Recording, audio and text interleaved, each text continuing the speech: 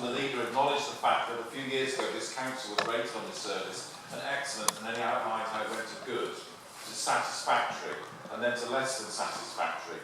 However, I find it absolutely bizarre that he then claims that the fault, and please correct me if I'm wrong, I'm sure you will, that the fault that we've slipped so dramatically is not the fault of the administration, but it's the fault of actually the statutory and statutory body and the way that they actually review councils these days.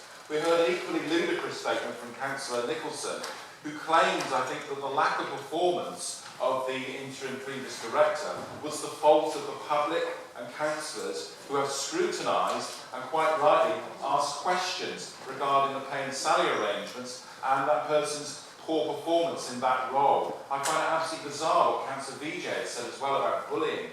It's one of the most bizarre statements I've ever heard in this full council, that the fact that this council is failing in its statutory duties to protecting vulnerable children is the fault of councillors, the opposition side, and members of the public who are trying to scrutinise these points and ask legitimate public questions. There is a time, I think, when we talk about responsibility. I wouldn't want the focus of this debate in this chamber and in the public domain to fall upon the performance of Peter Lewis. People have to take responsibility. It's time that the leader of the council and also the portfolio holder for children's services started accepting the political responsibilities and the facts of life that go with their position.